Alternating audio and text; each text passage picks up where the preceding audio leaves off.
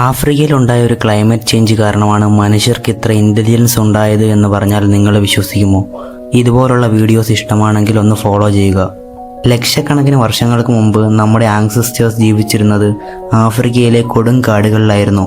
Life ഭയങ്കര സിമ്പിളായിരുന്നു. മരത്തിൽ നിന്ന് നമുക്ക് ഫുഡ് കിട്ടുമായിരുന്നു. പ്രെഡേറ്റേഴ്സ് വരുമ്പോൾ നമുക്ക് മരത്തിൽ ഒളിച്ചിരിക്കാമായിരുന്നു.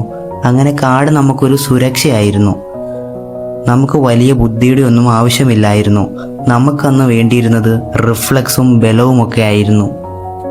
അങ്ങനെ ഇരിക്കുമ്പോഴാണ് ക്ലൈമറ്റ് ചേഞ്ച് കാരണം പതിയെ കാട് നശിക്കാൻ തുടങ്ങി. ട്രീസ് ഇല്ലാതായി. കുറേ സ്ഥലങ്ങളൊക്കെ ഓപ്പൺ ഗ്രാസ് ലാൻഡായി മാറി. അതുകൊണ്ട് ഗ്രൗണ്ടിൽ നിന്നാൽ ഡേഞ്ചറാണ്. മറ്റു മൃഗങ്ങൾ നമ്മളെ വന്ന് പിടിച്ചു തിന്നും. അന്നു മുതലാണ് എല്ലാം മാറാൻ തുടങ്ങിയത്. വലിയ പുൽക്കൊടികളുടെയൊക്കെ ഇടയിൽ പതുങ്ങി നിന്ന് പ്രെഡേറ്റേഴ്സ് നമ്മളെ പിടിച്ചു തിന്നാൻ തുടങ്ങി. കാരണം നമുക്ക് കയറി രക്ഷപ്പെടാൻ മരങ്ങളൊന്നുമില്ലായിരുന്നു. ഇനി നമുക്ക് സർവൈവ് ചെയ്യണമെങ്കിൽ എന്തെങ്കിലും അൺയൂഷ്വലായി ചെയ്തേ പറ്റൂ എന്നുള്ള സ്ഥിതിയിലായി.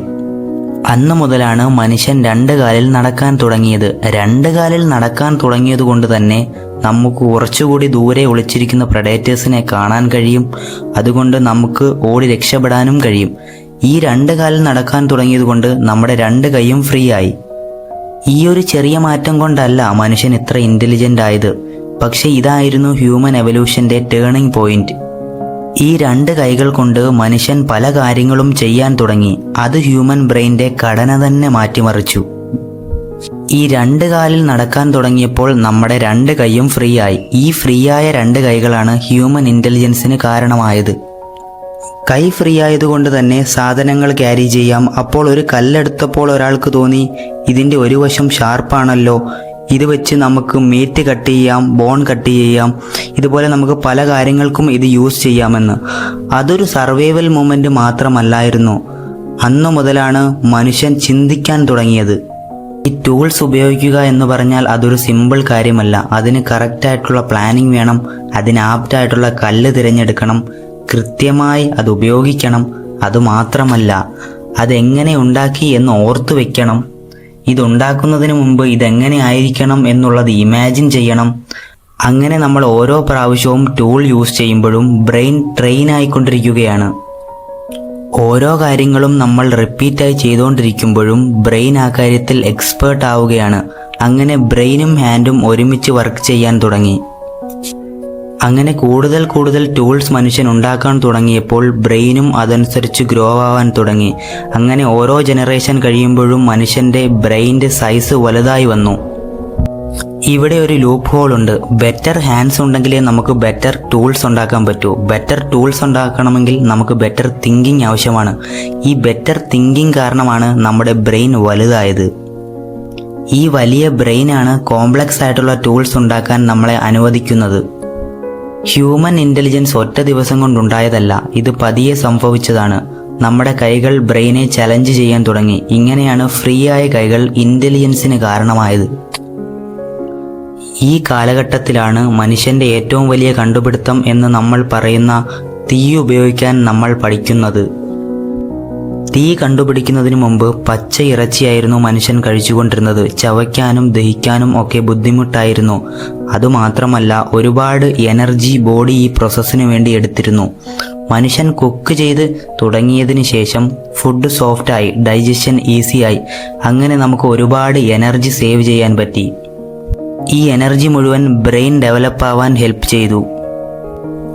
ഈ തീയുടെ കണ്ടുപിടുത്തം തന്നെയാണ് നമ്മുടെ രാത്രികളെ മാറ്റിമറിച്ചത്.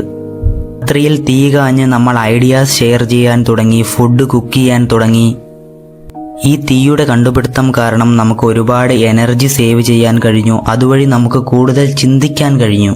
തീ കാരണം മനുഷ്യൻ കൂടുതൽ സ്മാർട്ടായി. തീ കാരണമാണ് മനുഷ്യൻ കൂടുതൽ സോഷ്യലൈസ് ചെയ്യാൻ തുടങ്ങിയത്, കൂടുതൽ ചിന്തിക്കാൻ തുടങ്ങിയത്, ഐഡിയാസ് എക്സ്പ്രസ് ചെയ്യാൻ തുടങ്ങിയത്.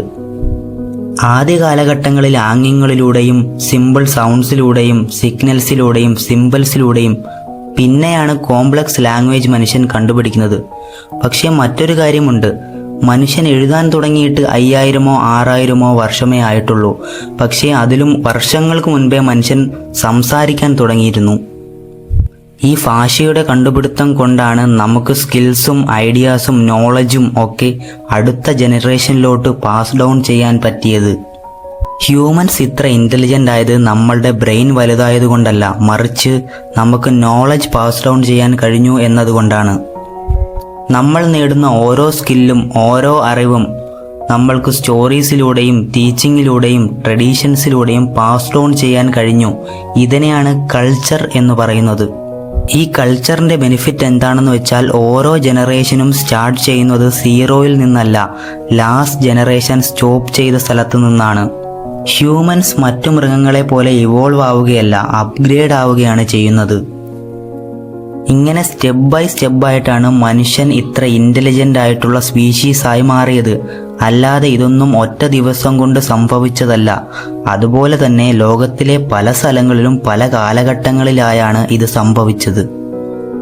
അപ്പോൾ ഇത്രയുമാണ് ഈ വീഡിയോയിലൂടെ പറയാൻ ഉദ്ദേശിച്ചത്. വീഡിയോ ഇഷ്ടപ്പെട്ടെങ്കിൽ ലൈക്ക് ചെയ്യുക, ഫോളോ ചെയ്യുക.